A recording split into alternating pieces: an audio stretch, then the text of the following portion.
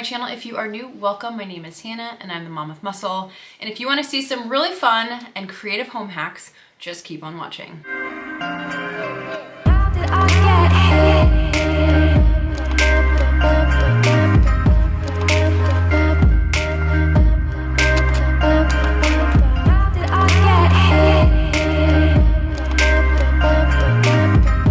Like I said, my name is Hannah, and in today's video, we're gonna be doing some home and home decorating hacks. So if this is something you're interested in watching, just keep on watching. But if you have not already though, please be sure to like, comment, and subscribe. You know to hit that bell button for every time I upload a video. And if you're not already following me on Instagram, I would love to have you over at Mom with Muscle. Without further ado, let's get into this video. So I have composed a very short list of some home decorating / home hacks for you all. Some of them will be a repeat from my original home hack video. So if you guys are new to my channel, some of these will be new to you. But if you have been with me for a while, some of these are going to be a repeat. But they're just so good, I wanted to talk about them twice. Starting with number one, have you guys ever looked at an Instagram photo and it's a beautiful living room and they have a console table behind their sofa with a lamp and you're going, okay, great. Most of us don't have functioning outlets on the ground to be able to plug a lamp in. And a lot of us don't want to have a gigantic extension cord going halfway across the living room in order to have the light be able to plug in. So an easy fix for that is ordering some remote control lights on Amazon. I got a pack of LED lights for $18 on Amazon. Everything will be linked down in the description box for you guys, but this is such an easy way to be able to have that look and have it functional and have it be able to operate as it's supposed to. So all you have to do is just take that remote control light, pop it inside the lamp, and that way you can turn on the lamp without it actually having to be plugged in. This can also go hand in hand if you want to do sconces, say next to a mirror or next to some artwork, but you don't want to have to do construction and hardwire those sconces into your wall. This is a simple way to just mount the sconces there. If they have a lampshade, pop those lights in the sconce and you can actually have it turn on. So it eliminates construction, it eliminates having a bunch of holes and unnecessary money spent. This is such an easy workaround. So remote control lights for lamps and sconces are tip number one on this list. Tip number two will be a repeat if you have been with me, and that is using cutting boards as a way to camouflage outlets in your kitchen. So I absolutely hate outlets, you guys. They are like nails on a chalkboard. They're the ugliest eyesore, to me at least. I hate looking at them. So an easy workaround is taking some cutting boards and having it go right in front of that outlet. So not only are you bringing some dimension by bringing some cutting boards to your countertops and giving it some visual interest, but you're also camouflaging and masking those outlets tend to be an eyesore for a lot of our kitchens. So easy workaround, but that is tip number two. Tip number three is using a vase inside of a vessel or a planter. Now, I absolutely love getting fresh greens here in my home.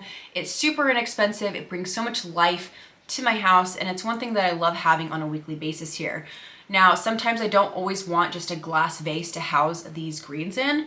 So what I will do is I will put my greens within a vase, within a vessel. So that way your greens are still gonna be fresh. They're gonna have the water they need, but they are kind of judged, I guess, in a way by masking the vase itself within a planter. So that is tip number three for you all. Tip number four is a touch-up pen. Now, if you've never heard of these pens, you need these in your life, especially if you have kids, especially if you are constantly dinging your walls.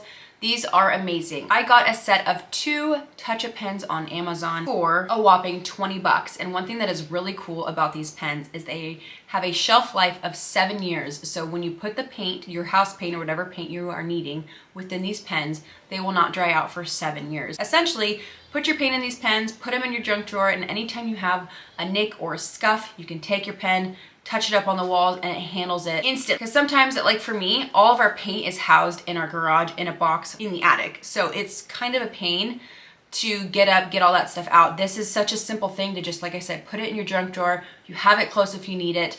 And again, if you have kids, if you are constantly running into stuff, we are constantly bringing furniture up and down our stairs and things get messed up, things get nicked. It's just part of it. And these make it so much easier to take care of it, touch it up, because I know we've probably have all been guilty of having a scuff on our wall and then it's just such an inconvenience that it's left for like 3 years. I know I'm guilty of it, but this is such a simple tip and a simple trick to taking care of that issue. So that is tip number 4 on my list. Tip number 5 is going to be a repeat, but it is blue painter's tape. Oh my goodness, you guys. Blue painter's tape has saved me so much money, and you're probably wondering what the heck I'm talking about, but it comes measuring out items if you're contemplating buying maybe artwork or furniture. I use blue painter's tape as a way to measure out the dimensions of something I'm contemplating buying.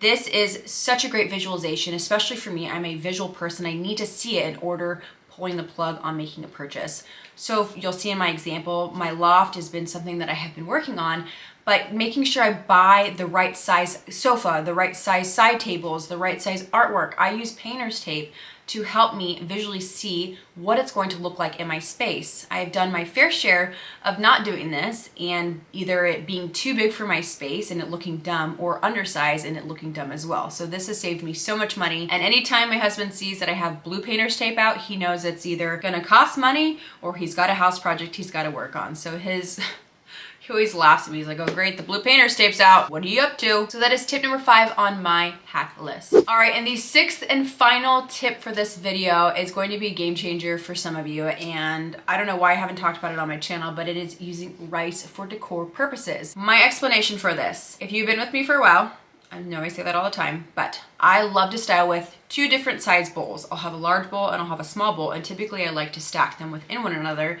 to kind of give visual interest to a styling sideboard or a console table or a coffee table, whatever it is that you are styling. It just kind of adds another layer and it adds a visual interest and dimension to a space. But sometimes what happens is that big bowl ends up swallowing that little bowl, so you really can't see it all that well. So where the rice comes in is you'll fill that rice on the bottom of the bowl and then set the little bowl on top, giving it an elevation and volume that it needs to be seen within your styling. Now this can also be a great option if you have a bowl and you have maybe fresh fruits like lemons and you are using it for a style or styling purpose. Instead of having the whole bowl full of fruits, which could be wasteful if you don't plan on using it, you can use rice there at the bottom, again, to add elevation and to give volume to a bowl, so you're not having to have the whole thing full of fruit or whatever it is that you are trying to style. So utilizing rice as a way to decorate and style your bowls and layering pieces as a really great home decor hack. So that is the last and final item on this list. All right, you guys, and that is it for today's video. I hope you enjoy. Hopefully I showed you something you've never seen before, and hopefully you got some inspiration for home decor and home hacks within your house. Sound off in the comments which was your favorite, or if you had never heard one before, I want to hear it in the comments. And thank you so much for all being here. I love you so much, and I will see you guys in my next video. Peace.